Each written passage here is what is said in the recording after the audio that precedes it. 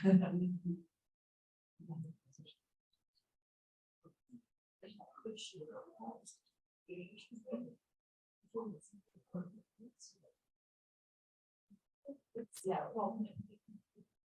morning.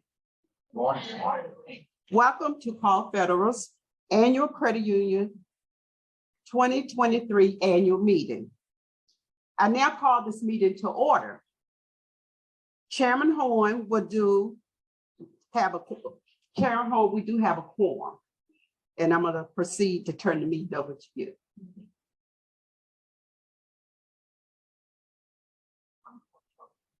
All right, thank you. Good morning, everyone.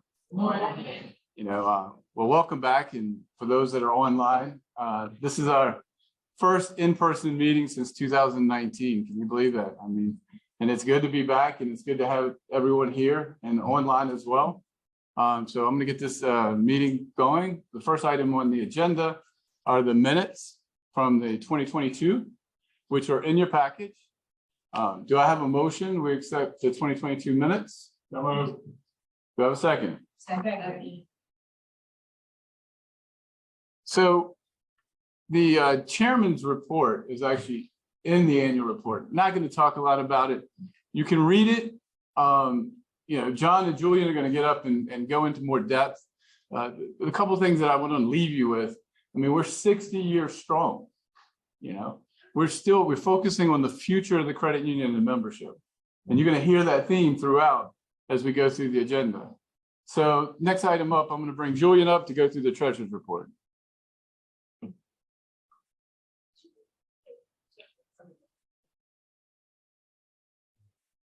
morning. That's a little challenge. Based on the theme, focus on the future, we can truly focus on the future because we have strong leadership as well as Call Federal has a strong financial position. And the numbers that you see is 2022 key performance. And these are some of the items that if you look in your brochure, you'll see that on the back, it has more detailed numbers, but these are key performance numbers that you should take away from today's meeting. As of December 31st, 2022, we had, and I'm rounding, we had 522 million in assets. Shares, 488 million. That's money that you've invested in Call Federal. And as far as loan growth, and we're going to see a slide on our loans that for 2022 over 2021, we had almost a 3% increase in loans. So money that we were able to loan out to our members, which is our purpose. Net income for the fiscal year was 1,800,000 rounding. So again, it was compared to prior year a little lower, but we had a good, strong financial net income. And another ratio that, or percent that you should be aware of as far as the balance sheet net worth ratio, that's a percentage that we're required by NCUA, which stands for the National Credit Union Administration, requires that we keep 6%, and that's basically 6% of its income per year. It's just kind of a basis which allow us to do things that we need to do.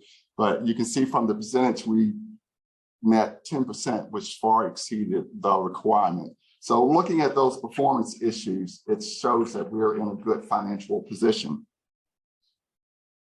The next slide just shows you for the last 5 years, just some metrics, just as you look. The first set, 522 million, as I mentioned, assets. You can see how we steadily have grown over the years.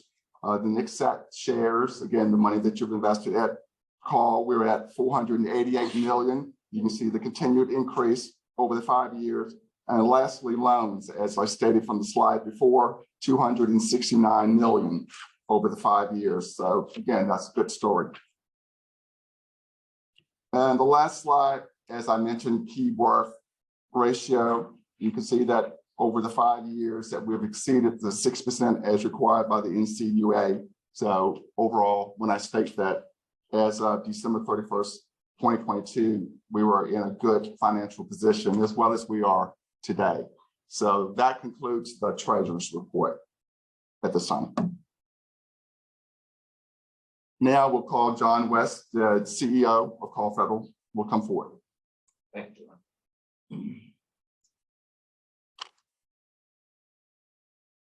All right, as Jim mentioned, 2022 was the 60th year anniversary of Call Federal. And we have been a strong growing credit union ever since then. Member-owned credit union is the thing that you really have to point out. And when I took over in 2020, I was fortunate to have a very strong credit union. A lot of that has to do with my predecessor, Roger Ball, who served Call Federal for 36 years. Compassion and kindness and service is what he was known for. A lot occurred over his time frame, growing the credit union from $20 million to $400 million. But I think the wisest thing that Roger may have ever done and the best decision he ever made with his infinite wisdom was to retire at the end of 2019. And I say that because we all know 3 months after he retired, the world went crazy because of COVID. It made a lot of changes for the credit union. We had to focus on our employee safety, our member safety, but ultimately doing that in an environment where our exceptional member service stood out, right? The culture of the credit union continued to move forward. We had to do a lot of the things that everyone else had to do. We had to close branches due to exposures. We had to set up social distancing. We had to send employees home. All the things that you've heard, we had to do as well. But the key takeaway for me on that was that, you know, they say you earn your stripes in battle. And I think that's what our team did. We had a lot of challenges over the last few years due to the pandemic, and we came out stronger. You would have saw in the chairman's message that this was the first year that we actually received the Richmond Times-Dispatch Employer of Choice Award, their top workplace. And a lot of that had to do with the team coming together, facing all the challenges that we had, and ensuring that we met our member needs during that time frame. During that time frame, we also opened a branch in the manufacturing center of Philip Morris. That's critical to us. That was our roots. That's our base. And we were able to open that branch during the pandemic to serve the members the member group who started the credit union back in 1962. Sorry, should have switched on that. Today is a different environment. We're in a raising rate environment. We hear it all on the news. Rates are going up every time you turn the news back on. That impacts financial institutions as well as members, right?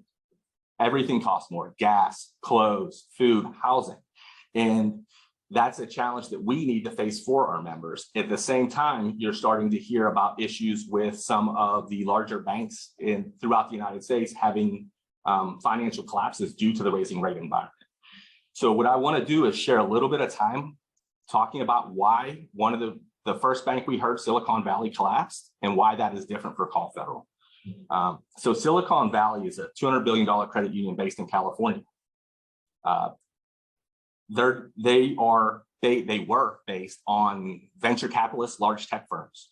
So billions of dollars invested in these banks by large corporate entities. The deposits they bring in, if they weren't lent out, they were invested.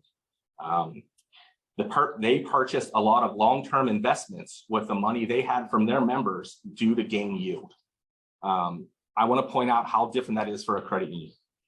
Our job is to be financial stewards of your money and to offer the products and services that you deserve. We are not chasing yield to make extra income for shareholders. And that's the situation that occurred with Silicon Valley. As the Federal Reserve continued to raise rates, all of their investments lost value. You can't purchase an investment at 5% yesterday, rates are 7% today, it's worth less money. So they had a lot of money that they received from these large deposits invested in these securities that started to show a loss on their balance sheet due to the raising rate environment. At one point, the CEO of Silicon Valley mentioned that they were getting tight with liquidity, meaning they didn't have enough cash on hand to deal with all the deposits that they had if they started running out. And the CEO tweeted that out, and a lot of the large tech firms started coming in and pulling their deposits. $42 billion in one day left the financial institution. They started selling their investments at a loss, and then the FDIC and the federal government went in and took receivership of the bank and shut them down. And now they are being purchased by another organization. For us, it's completely different.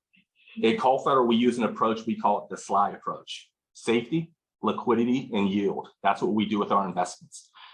Our job is to keep our members' money safe, make sure we have the cash coming back in, which we do. We have cash flows coming back in every single month from our investment portfolio.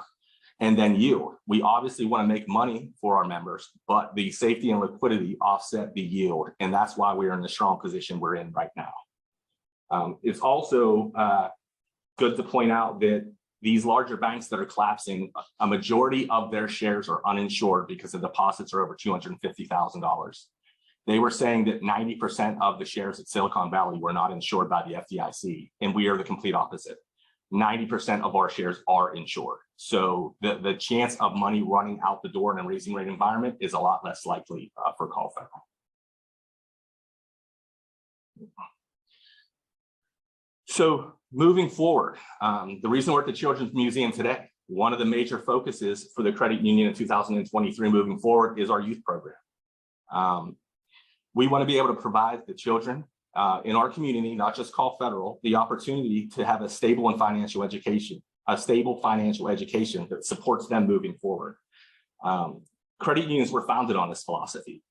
Periodic savings to ensure you start early and you make those changes to live a financially healthy life. Our youth savings account is the best in Richmond. We're really going to focus on that, and it earns a 6% yield on the first $1,000 deposited. We'll also focus on needs versus wants, right? So education in the school system exists in different levels, depending on what school district you're in. And we believe a lot of this work, a lot of education, whether it's financial or not, starts at home, right? So we want to partner with parents, grandparents, and the children to provide the resources so you can start with your children or your grandchildren early and start those periodic savings and, you know, build that foundation moving forward. I got a good example of that. Luckily, my daughter's not in here right now. She's playing, but she'd be mad. She'd be really upset if she knew I was talking about her. Her 5th birthday, we opened a youth savings account at Call Federal for her. And she's put her tooth fairy money, her birthday money, you name it, in that account. And she tracks it and she knows to the penny what's in there. And every time we go to a store and I talk to her about needs versus wants and she wants something, I said, well, that's a want. You're going to buy that with your card. She has never purchased one thing. Every penny that she has ever gotten is still in that savings account. So it does work when you have that conversation and, you know, it starts to build the right foundation. Part of our youth program and our overall program at Call Federal is to be partners in our community. We're tying 2 organizations in with our youth program and the volunteer hours that we offer our staff. So every one of our staff member gets volunteer hours that they can work in the community and be part of Call Federal, have teamwork, and support the greater Richmond area. The 2 that you see on here today we've been working with are Better Together. First, Better Together is a nonprofit that works with children who have rare diseases. So if you go out, you always see, you know, St. Jude's or different large organizations that focus on things like childhood cancer or leukemia or different items. There's a lot of support there. There's not a lot of support for rare diseases. So Better Together works in the Richmond area to provide support for these children and their families. And the second is SOAR 365. And they're a program that's nationwide, but they're designed for individuals and family coping with disabilities. So we're going to use our volunteer hours to support this organization, but also support Call Federal. The last thing I kind of want to go over today is very exciting. We've been talking about this for many years at Call Federal. We have spent years developing the foundation internally to be ready for business accounts and lending. We had to revamp our internal lending for consumer and real estate. We converted our phone systems. We changed home banking and online banking. We offered instant issue debit cards, person-to-person payments with Zelle. The list kind of goes on. We've spent years building all these things out on the consumer side so we can prepare to offer our members business accounts and services that they've been asking for many years. We listened. It's coming in 2023. I would expect that it would be live by the end of the 2nd quarter at the latest. We are going to be offering 3 different accounts. You can see down at the bottom: Commerce, Commerce Plus, and Community Business. And I thank the marketing team for the clever naming of the products with commerce based on our Commerce Road location and the fact that this is business, so commerce. These will all roll out. The commerce is for a smaller business, Commerce Plus, obviously larger. And then the community business is nonprofits, other community organizations that are part of the community that won't do the same types of transactions as normal businesses. So that being said, I just want to summarize that, we've weathered the recent challenges over the past 3 years. Our team is stronger and committed than I've seen in past. I think we really learned together, and that we're moving forward with our mission and our business plan. So we are in a good financial position, and everything's moving forward at Call Federal.